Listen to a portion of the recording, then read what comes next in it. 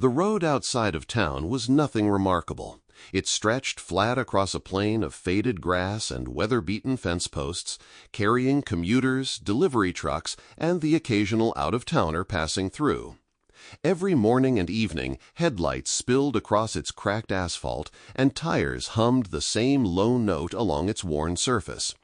It was the kind of road that belonged everywhere and nowhere, familiar in its ordinariness, a quiet artery that pulsed life into a small community. Yet, for those who lived nearby, one detail stood out among the monotony: a green highway sign. It was not large or unusual, not brighter than the rest, not adorned with anything worth noting. It simply pointed toward the next county, its arrow leaning slightly to one side as if nudged by years of prairie wind. People passed it daily, never stopping to read it, never thinking to question it. The sign was part of the landscape, as dependable as sunrise, as constant as the rhythm of their own routines. Generations grew up knowing it. Farmers gauged the seasons by the way weeds climbed its base. Students on long bus rides stared at it while the countryside slid past. Late-night travelers found reassurance in its dull reflection of their headlights, proof that the world still followed some order. For decades it anchored that lonely stretch of road in memory and in habit. And then, one morning, it wasn't there. Drivers slowed, scanning the shoulder, puzzled by the blankness of the roadside. Had it been stolen? Torn down in the night? Even those who never cared for it suddenly felt its absence. The air seemed off, as if something had been quietly erased. They asked neighbors, co-workers, the clerk at the gas station, and each one gave the same answer. Yes, there was a sign. I saw it every day. But no stump of a post remained, no bolt holes in the earth, no scrap of metal in the weeds. The grass stood unbroken, untouched, as though no sign had ever existed at all.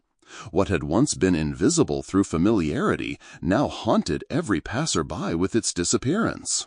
The road was still the same, but something essential was missing, and everyone felt it. It began with a mistake, small and forgettable at first. A delivery driver on his way through town missed his turn.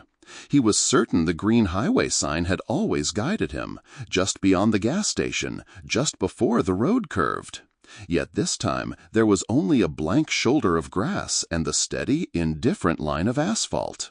Frustrated, he circled back and pulled into the gas station, swearing under his breath that someone must have taken it down.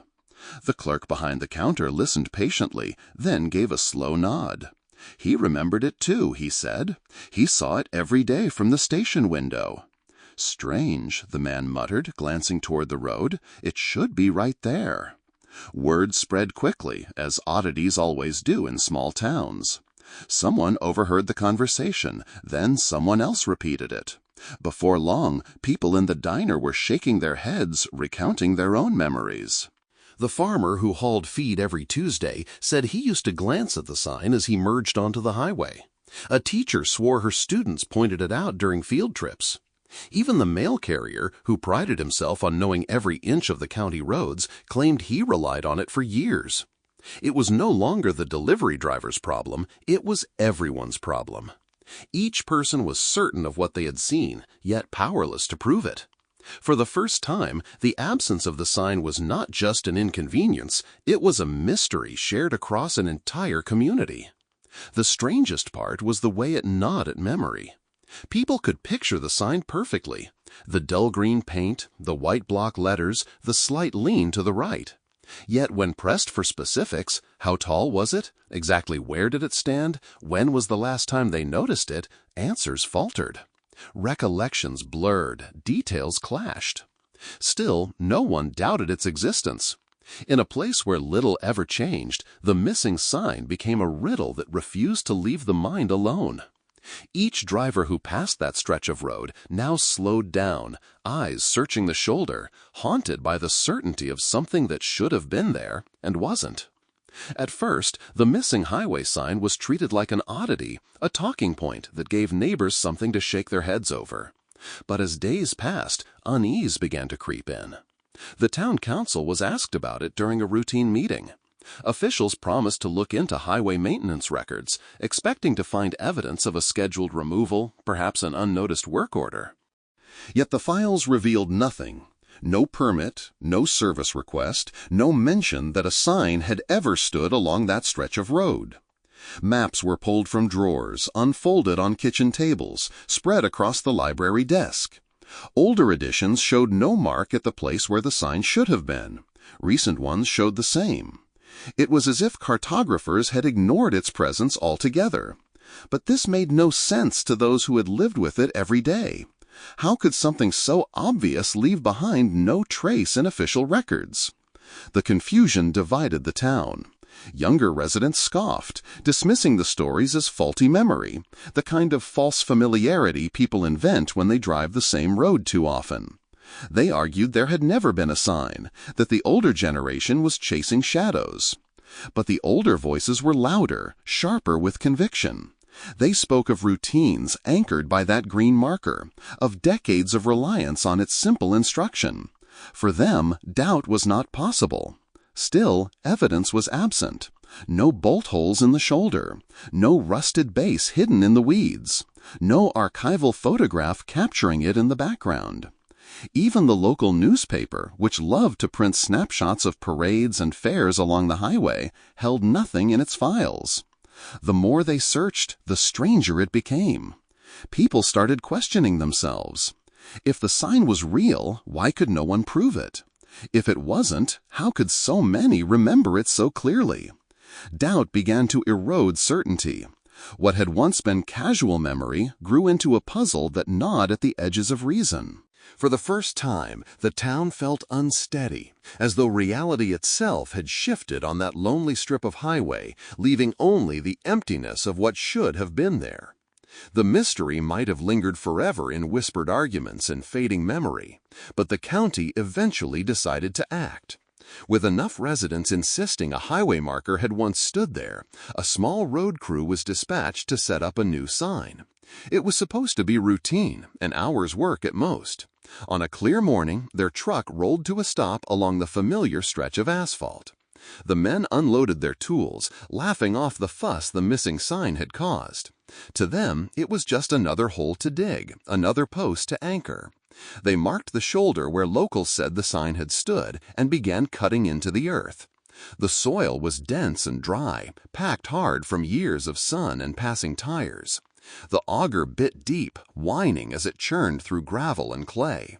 But then, without warning, it struck something solid. The machine groaned, shuddered, and refused to push further. At first they assumed it was a buried rock, the kind that often lay hidden under roadside fields. They cleared around the obstruction, expecting to find a stone wedged in the earth. What emerged instead was metal. Rust flaked beneath their shovels, streaking the dirt with red powder. A curve of fender appeared, then the cracked surface of a windshield, clouded with soil. The laughter faded as the outline of a car took shape, a vehicle buried nose first beneath the shoulder of the highway. The crew stopped working. They stood in silence, staring at the object that should not have been there. A call was made, and soon county officials and deputies arrived, pushing curious onlookers back from the site. The work zone became a cordoned-off excavation. Slowly, the earth gave up more of its secret. The sunken roof, the warped frame, the heavy doors mottled with rust. When the last shovelful was cleared, the truth was undeniable. A car had been entombed beneath the roadside for decades, hidden in plain sight along the path countless travelers had taken. And inside, still seated behind the wheel, was the driver. The excavation revealed a car long past its prime, eaten through by rust, its color obscured by years of soil and moisture. It sat at a strange angle, nose buried deep, as if it had plunged head first into the earth and never been pulled free. The windshield was cracked and fogged with dirt, but enough of the glass cleared under gloved hands to show what lay inside. The driver had never left. A skeletal form slumped in the seat, still harnessed by a crumbling belt. The remains were dry, the clothing reduced to little more than faded scraps clinging to bone. Empty sockets stared past the steering wheel, fixed on the same horizon countless commuters had passed each day, unaware of what lay beneath their tires. The interior held its own unsettling details. A road map lay open across the passenger seat, its edges curled and yellowed with age. The paper had torn in places, but a circle was still visible, drawn in pen around the very highway the car had been buried beneath. The glove compartment sagged open, revealing a rusted flashlight and a scattering of coins. On the dashboard, a faded photograph clung by the edge, a family portrait blurred from moisture, but still recognizable as a smiling couple with a child between them. Investigators descended on the site, whispering names from old case files. One stood out, a man who had vanished in the 1970s, last seen driving toward the neighboring county. He had left behind unanswered questions, a family that never found closure, and a trail that ended on this very road. But what unsettled even the officials was not the presence of the body, it was the absence of explanation. How had a car buried itself beneath the shoulder of a highway without disturbing the surface above? How could decades of road work, repaving, and traffic have concealed it so completely? There were no skid marks preserved in the earth, no broken guardrail, no record of an accident ever reported in this place. The car had simply waited, hidden in silence, while the world above passed by. And only when the town demanded the return of its missing sign had the secret been forced into the light. The investigation quickly outgrew the curiosity of a missing road sign. What began as a nuisance for commuters had revealed something darker, something that didn't fit cleanly into the world of paperwork and reports. The car was not just a relic, it was a riddle wrapped in details that unsettled even the most practical minds. The license plate, though corroded, was legible enough to trace. Records confirmed it belonged to a man reported missing nearly 50 years earlier. He had set out to visit family in the next county and never arrived. His disappearance had haunted the community for months, then years, until the case was folded away into archives and memory. Yet here he was, waiting beneath the shoulder of the road everyone thought they knew. Inside the car, the details deepened the unease. The road map, fragile as parchment, carried a neat circle drawn around the very exit the missing highway sign once pointed toward, as if he had intended to follow it, as if the sign had led him directly here. Some whispered that the sign hadn't been a guide, but a lure, standing sentinel over the place where the road swallowed him whole. Even stranger was the condition of the vehicle itself. Despite decades of burial, the tires were not shredded, the engine not mangled as if from a crash. It was as though the car had been placed there carefully, lowered rather than wrecked. The driver's remains were intact, seated upright, as though he had simply closed his eyes and accepted the soil rising around him. Officials tried to explain it, but their words faltered. They spoke of sinkholes, of shifting ground, of accidents poorly recorded. But the locals, standing just beyond the police tape, whispered other theories. The sign had pointed there for a reason. It had marked the spot, not the road ahead. And now that the car had been found, many wondered if its removal was the cause of the sign's disappearance or its result. The pieces did not add up, and the more people looked, the less they trusted the ground beneath their feet. The discovery should have brought answers, but instead it bred silence. For a brief moment, the excavation drew headlines. Regional papers carried the story of the unearthed car. Television crews filmed the highway shoulder, and reporters asked the same questions the townsfolk had been whispering for weeks. But just as quickly as the news appeared, it vanished. By the following week, coverage dwindled to nothing. No updates, no press conferences, no follow-up stories. The car itself was hauled away under a heavy canvas tarp, shielded from the eyes of those who gathered to watch.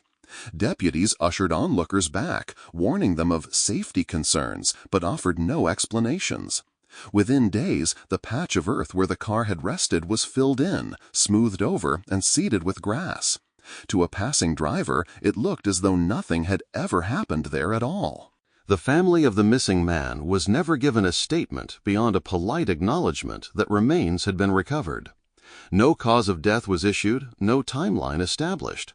When residents pressed for details, officials deferred, muttering about ongoing investigation. Months passed, nothing more came. For those who had stood at the roadside and seen the skeleton with their own eyes, the quiet felt deliberate. They knew what had been found. They knew it was real. Yet the silence from authorities felt like a hand pressing down, smothering the truth before it could spread too far. Some whispered that higher offices had intervened, that the mystery of the buried car reached beyond the county line. Others muttered that the town wanted the secret buried again, this time not beneath the soil, but beneath forgetfulness. Whatever the reason, the official record became as blank as the empty stretch of road itself. But silence cannot erase memory. Locals still drove past the site each day, their eyes lingering on the shoulder. Some swore the grass grew darker there, thicker than anywhere else. Others claimed the earth retained the weight of the car, as if the soil itself remembered what had been hidden. And though no one spoke too loudly, everyone carried the same quiet thought. The story was not finished. It might have ended there, buried again in silence, if not for the whispers that soon followed. Weeks after the car was removed, drivers began claiming they saw the sign return. Not everyone, not every time, only some. A trucker swore he caught it in his headlights, gleaming green and unweathered, pointing firmly toward the county road. But when he turned back, nothing stood on the shoulder. A woman driving home from a late shift said she passed it twice in the same night, once on her way out of town, once on her way back in, and yet by daylight it was gone. The stories multiplied. People spoke of the sign with the certainty of witnesses, describing the way it seemed even newer than before, its paint unmarred, its arrow sharp and clean. Each account was nearly identical. The sign appeared only at night, only for a fleeting moment, and only to certain eyes. But for others, the roadside remained empty. Whole families drove together, one person swearing they had just seen it, while the others saw nothing but grass and shadow. Some called it mass hysteria, the residue of rumor planted in tired minds. Yet the descriptions were too consistent, too vivid, and too insistent to be dismissed so easily. What unsettled the town most was the timing. The sign's reappearances began only after the buried car was taken away. It was as if its absence had summoned the marker back, as though the sign itself were untethered, searching for the thing it had once pointed toward. Drivers began to avoid that stretch of road after dark, unwilling to test whether they would see it. For those who did, the glimpse carried a weight they could not explain, a pull in the gut, a tightening in the chest, as if the sign was not merely directing traffic, but issuing a command. In the daylight, the highway looked ordinary again, empty and unmarked. But after nightfall, the story spread. The green sign still stood for some, and no one could agree whether its return was a comfort or a warning. The road remains, as it always has, an unbroken stretch of asphalt leading in and out of town. By day it is unremarkable, the same weathered shoulder and the same grass bending in the wind. Yet the absence lingers, heavy as a shadow, for everyone who remembers. The green sign that once stood so plainly is now a memory split in two. For some it never existed at all. For others it still rises at night, pointing to a place that no longer holds what it once concealed. Time has done little to quiet the unease. Travelers still speak of catching a glimpse in their headlights, the arrow gleaming white against green, sharp as the edge of a dream. They describe it with a clarity that refuses to blur, yet no photograph has ever captured it. No one has managed to stand in its presence under the weight of the sun. By morning, the roadside is always bare. The authorities say nothing more. The car is gone, its driver laid to rest in anonymity. The case marked closed, though no one believes it. The official story is silence, but silence cannot mend the wound of unanswered questions. Why was the car buried so carefully? Why did no record of the sign exist, though so many remember it? And why does it still appear, to some and not to others, as though choosing who is meant to see? To this day, nobody knows why the car was buried there, or how it was buried there without disturbing the surface. In town, life goes on. People go to work, children ride the school bus, the gas station clerk sells coffee to weary commuters. But each trip along that stretch of highway carries a small tremor of unease. Drivers glance toward the shoulder, whether they mean to or not, searching for something they can't admit they hope to find. The sign has become more than a marker. It has become a question, one with no answer, no resolution, no end. A landmark that once guided travelers now leads only into doubt, into memory, into the unknown. And as long as some still see it, standing where nothing stands, the road outside of town will never truly feel ordinary again.